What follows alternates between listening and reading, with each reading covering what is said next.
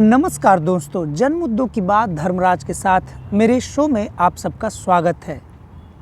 आज हम 5 राज्यों में हुए विधानसभा के चुनावों के परिणाम के बाद जो राष्ट्रीय राजनीति में गंभीर चर्चा का विषय बन रहा है उस पर बात करने जा रहे हैं।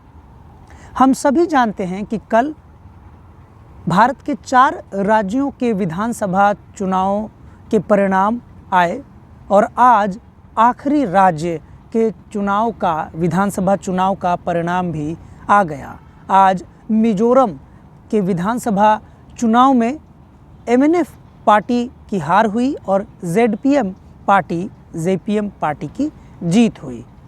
एमएनएफ पार्टी के बारे में कहा जाता है कि इसका सीधा संबंध कहीं ना कहीं भाजपा से था, भाजपा गठबंधन से था जिसकी मिजोरम में हार हुई है, और जेडपीएम पार्टी का संबंध कांग्रेस गठबंधन से था जिसकी जीत हुई है।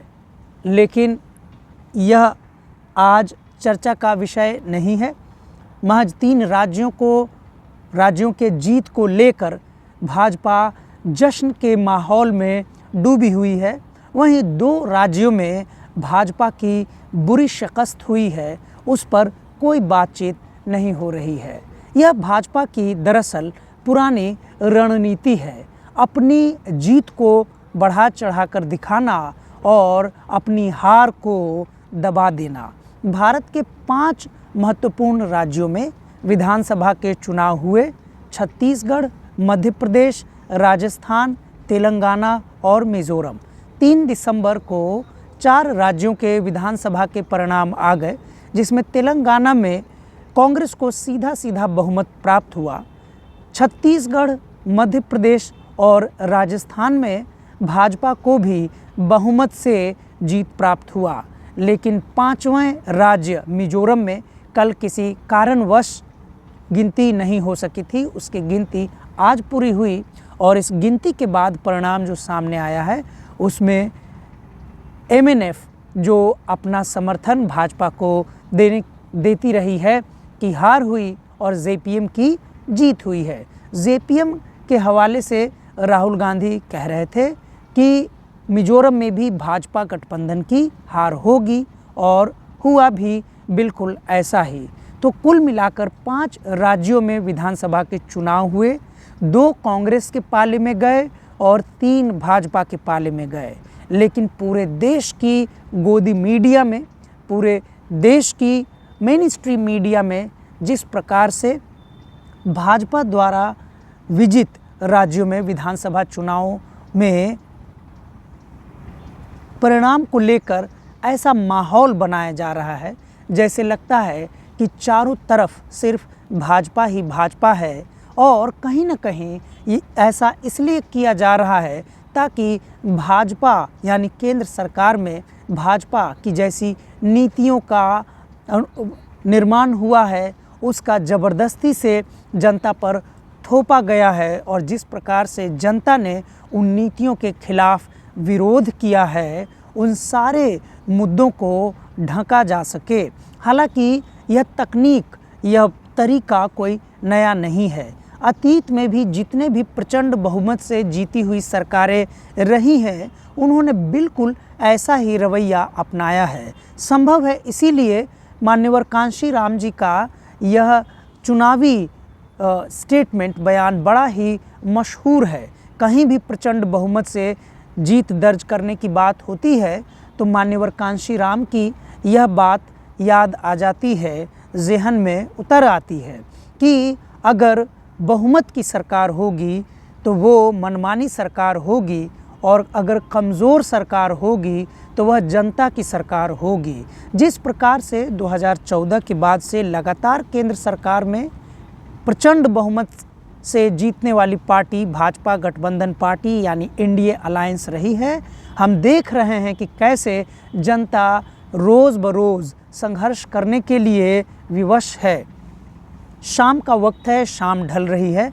कल 3 बड़े राज्यों में भाजपा की जीत से बहुत सारे लोगों की उम्मीदें भी डूबने लगी थीं, क्योंकि कहीं ना कहीं कांग्रेस के वादों के हिसाब से अगर देखें तो कांग्रेस ने जितने भी वादे कर रखे थे किसानों के लिए, युवाओं के लिए, बेरोजगारों के लिए, और वर्षों से महत्वपूर्ण राज्यों में जो भर्तियां नहीं निकल रही हैं, जो बड़े बड़े घोटाले हुए हैं और जिस प्रकार से उन घोटालों को भाजपा के समर्थन से ढंके जाने का आरोप है, इन सारे मुद्दों पर कांग्रेस खुलकर अपनी बात रख रही थी और लोगों को लग रहा था कि अगर कांग्रेस की जीत होती है तो कहीं ना कहीं केंद्र सरकार पर एक दबाव बनेगा और जितना भी समय कम से कम दूसरे कार्यकाल में भाजपा के पास बचा हुआ है, मोदी सरकार के पास बचा हुआ है, इन इतने ही कम समय में कुछ न कुछ जनोपयोगी यानी कि जनता के लिए उपयोगी, जनता को ध्यान में रखकर नीतियों का निर्माण किया जाएगा। हम सभी जानते हैं कि कल विधानसभा के चुनावों के परिणाम आए और आज से विंटर सेशन यानी कि संसद का विंटर सेशन पार्लियामेंट प्रारंभ हो गया।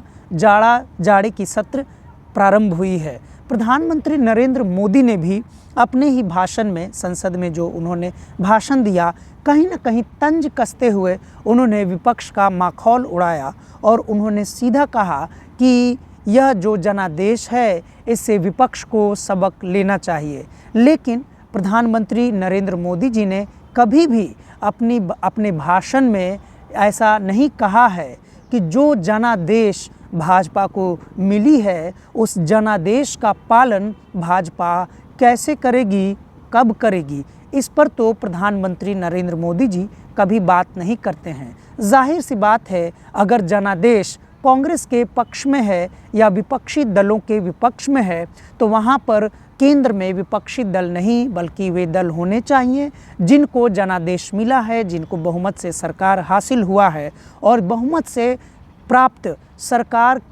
सरकार में आए या सरकार बनाने वाले दलों के ऊपर जिम्मेदारी होनी चाहिए कि वे अपना प्रोग्राम यह बताएं, जनता को बताएं कि उन्होंने जो अभी तक घोषणाएं की हैं, जितनी भी घोषणाएं उन्होंने की हैं जनता के लाभ के लिए, जनता को ध्यान में रखकर उन योजनाओं का कार्यान्वयन, उन योजनाओं को कैसे लागू किया जाएगा। लेकिन प्रधानमंत्री नरेंद्र मोदी की राजनीति का यह हिस्सा है, प्रमुख हिस्सा है कि कभी भी चुनाव के पहले भी वह विपक्ष पर हमलावर रहते हैं और चुनाव के बाद, जीतने के बाद भी विपक्ष पर ही हमलावर होते हैं। चूँकि प्रधानमंत्री नरेंद्र मोदी भारत के प्रधानमंत्री है, इसीलिए कहीं ना कहीं यह बात भी मीडिया के माध्यम से होता है कि चूँकि प्रधानमंत्री विपक्ष के ऊपर चुनाव जीतने के बाद भी हमला करते हैं और अपनी योजनाओं के बारे में कोई सूचना नहीं देते हैं, तो मेन स्ट्रीम मीडिया में भी जो सवाल है वह विपक्ष से ही किया जाने लगता है या किए जाने की होड़ लग जाती है। जबकि मीडिया एथिक्स के पहला पाठ यह है कि सरकार से सवाल पूछना चाहिए, सत्ता पक्ष से सवाल किया जाना चाहिए, विपक्ष की भूमिका मीडिया को निभानी चाहिए। लेकिन प्रधानमंत्री नरेंद्र मोदी जी जब से भारत के प्रधानमंत्री बने हैं तब से ऐसा लगता है कि मेन स्ट्रीम मीडिया भी अपनी जिम्मेदारी को भुला चुका है। बहरहाल हम बात करते हैं कांग्रेस की हार के क्या मायने हैं।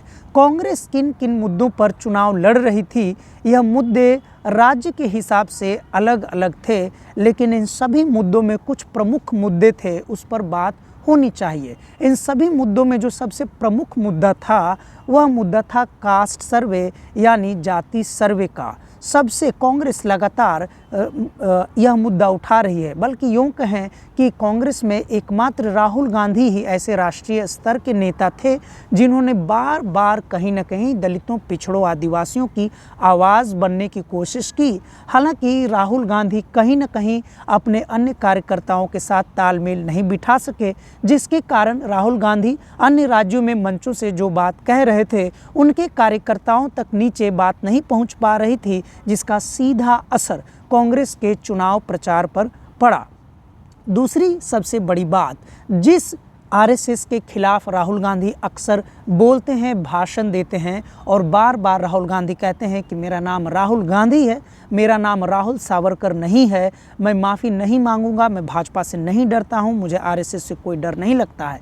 लेकिन कांग्रेस के बड़े बड़े शीर्ष नेताओं की अगर आप भाषण पर ध्यान देंगे तो आप पाएंगे कि कहीं ना कहीं कांग्रेस के बड़े से बड़े नेता सीधे रूप में आरएसएस की योजनाओं से प्रभावित लगते हैं, चाहे वह प्रत्यक्ष रूप से हो या अप्रत्यक्ष रूप से हो। जिस प्रकार से धार्मिक कर्मकांड का खुला खेल भाजपा चुनाव जीतने के लिए खेलती है, बिल्कुल ऐसा ही खेल कांग्रेस के एक बड़े खेमे में खेला जाता है। क्योंकि कांग्रेस का रिजल्ट जैसे ही विधानसभा चुनावों के पर आए, वैसे ही कांग्रेस के ही सेक्रेटरी, राष्ट्रीय सेक्रेटरी आचार्य प्रमोद कृष्णन ने सीधा बयान दिया, कहा कि राहुल गांधी और कांग्रेस पार्टी के द्वारा जो सनातन धर्म का विरोध किया जाता है, उसका सीधा दुष्प्रभाव, उसका सीधा असर कांग्रेस पर पड़ा है, जिसके कारण कांग्रेस की बुरी हार हुई है।